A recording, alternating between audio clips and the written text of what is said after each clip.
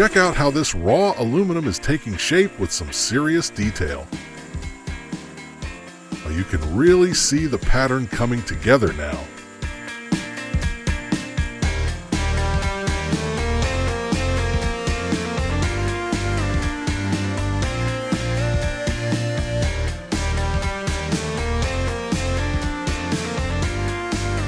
Here's the finished piece. Clean, sharp lines engraved right into solid aluminum. What should this machine carve next? You tell us.